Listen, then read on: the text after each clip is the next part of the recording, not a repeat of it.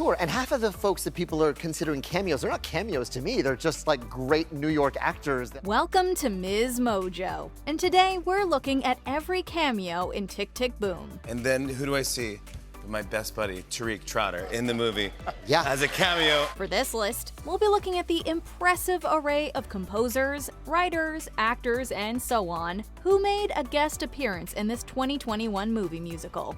If you haven't seen it yet, there will be some spoilers up ahead. Did you notice all of these famous faces? Which one surprised you the most? Let us know in the comments. Composers. For years, I was a part of this musical theater writing workshop. Liquid crystal digital readout. Any aspiring artist could tell you that the writing workshop is a pretty big deal. However, we doubt that many could boast one as A-list as this. We would watch one of us present what we'd been working on to a panel of, well, real writers.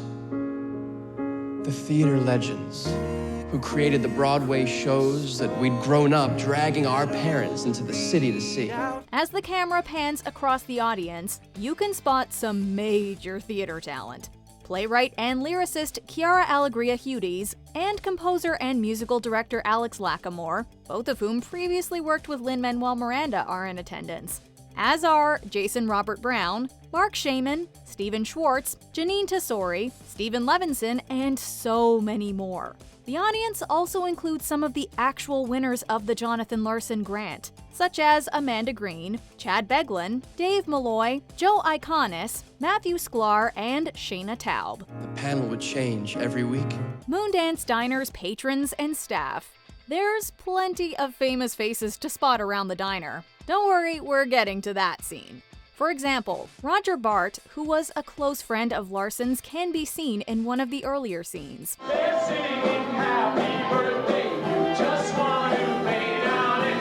He's joined by James C. Nicola, who was the artistic director of the New York Theater Workshop back when Larson was affiliated with it. Andre DeShields, who you'll recognize from Hadestown, struggles to comprehend why he's being asked how many are in his party. Name, please.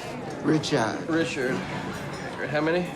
Kaplan Richard Kaplan. How many in your party? with a C. Got it. How many in your party? C as in cat.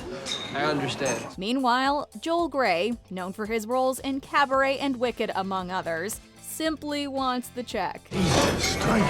Howard McGillen, the longest-running Phantom, is craving some Jewish bread. Do you have any of that wonderful Jewish bread? It's Chuck Cooper, who won a Tony for his role in The Life, that inaccurately informs him that it's called holly bread. They call it holly bread. Would you like some hot bread? Behind the scenes in more ways than one is Lin-Manuel Miranda himself. Not only was this his directing debut, but it also finds him working hard in the kitchen during the Sunday brunch rush. I need somebody to pick up these goddamn eggs. Tranquilo. He isn't the only Miranda hard at work either. I was just hearing, like, around after take 5, my dad was like, how many more? Because I have a real job. Though he's not at the diner, his dad, Luis A. Miranda Jr., plays a concierge during No More. Hello, dear fellow, and how do you do? Sunday. In the blue silver chromium diner. This scene was a musical theater fan's paradise. Representing generations of Broadway icons, director Lin-Manuel Miranda seemingly imagined those who inspired Larson in the same way that Larson inspired him. As a result, this chaotic Sunday brunch scene appears to have more stars than there are lights on Broadway. For instance, did you spot Miranda's Hamilton co-stars Renee Elise Goldsberry and Philippa Sue? What about their homage to the Tony Award-winning musical? Did you see Beth Malone, who originated the role of Alison Bechtel in Fun Home? We know that the rent heads out there definitely noticed OG cast members Daphne Rubin Vega, Adam Pascal, and Wilson Germain Heredia. Also appearing in this scene are Bebe Neuwirth, Felicia Rashad, and Cheetah Rivera. From the fools who pay less at all. You may may have noticed earlier that John watches a recording of Sunday in the Park with George, starring Bernadette Peters and Mandy Patinkin.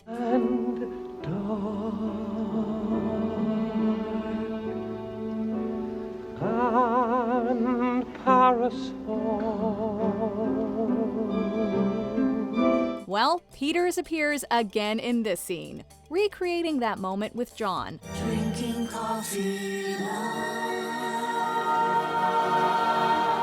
Also, the guy who just wants a yolkless omelet and cinnamon coffee is played by none other than Tony Award winner Brian Stokes Mitchell. Miranda wanted this scene to be a surprise for audiences, and it certainly was an amazing one. If you hadn't noticed all these cameos the first time, you've got some rewatching and rewinding to do.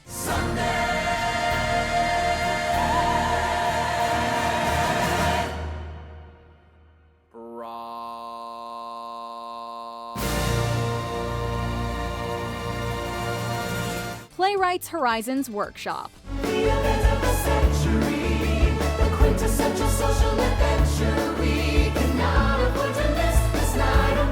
After finally securing a workshop, John gathers up the talent who will help bring his work to life. Could you explain it, maybe? If you're a Broadway aficionado, you'll probably recognize several familiar faces among the Superbia cast. Is this supposed to be aliens? I wasn't sure if it was all like aliens. Nope, not aliens.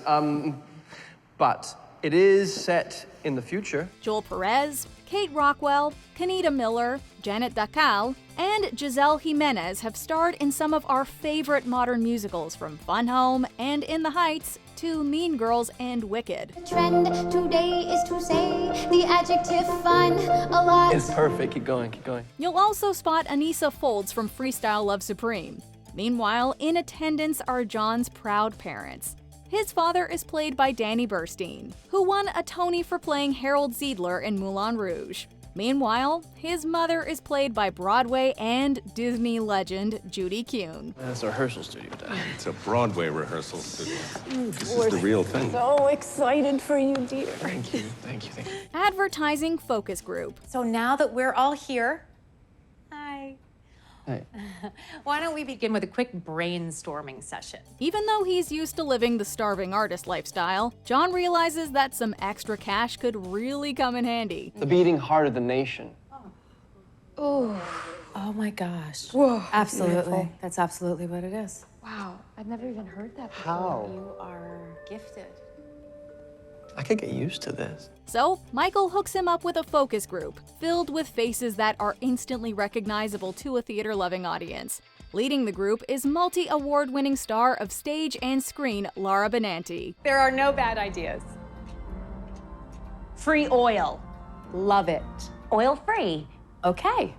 That's the same thing that she just said. Taking the job a little too seriously are Michaela Diamond, who originated the role of Babe in The Cher Show, and Danielle Furland, the original Little Red Riding Hood in Into the Woods. And he showed me things, many beautiful things that I hadn't thought to explore. They're joined by Utkarsh Ambudkar from Freestyle Love Supreme. He played Aaron Burr in an early workshop of Hamilton. Louder than words. In the final scene, John finally gets to show off his work in front of a rather eclectic audience. The whole movie has been building up to this moment, so it's kinda hard not to get choked up. But there are still some last-minute cameo additions, so wipe away your tear-filled eyes and pay close attention. Yes, that is Christopher Jackson walking into the theater. You probably know him best as Benny from In the Heights or George Washington from Hamilton.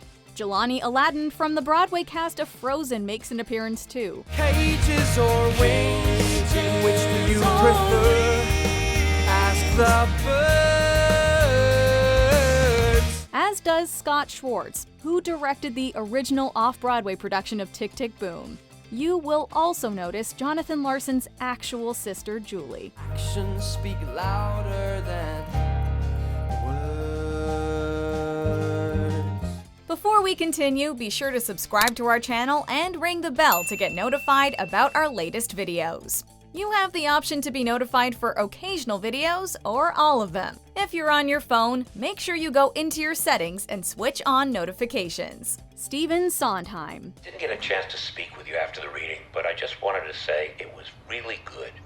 Congratulations. I'd love to get together and talk to you about it if you have any interest. No pressure. Of course, there's one man we have to give a special mention to. And in just over a week, I will be 30 years old. Older than Stephen Sondheim when he had his first Broadway show. It's clear throughout the movie just how much of an influential figure the late Stephen Sondheim was to Jonathan Larson. Sunday in the blue, silver chromium diamond.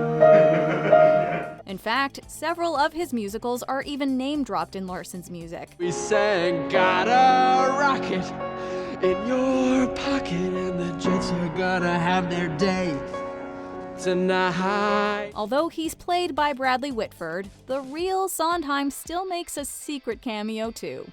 In the scene where the composer leaves John a voice message, not only is that Sondheim's actual voice you're hearing, but he rewrote that part of the script to sound more like him as well. Like, I would never say bright future in this business. And so he said, can you rewrite it? And if you can't get the actor back to record the voicemail, I'll record myself. And I was like, I can't get him. Tick, Tick, Boom might be about Larson's life, but this movie honors two of musical theater's greatest. Main thing, though, is that it's first-rate work and has a future. And so do you. I'll call you later with some thoughts if that's okay. Meanwhile, be proud. Do you agree with our picks? Check out this other recent clip from MsMojo. And be sure to subscribe and ring the bell to be notified about our latest videos.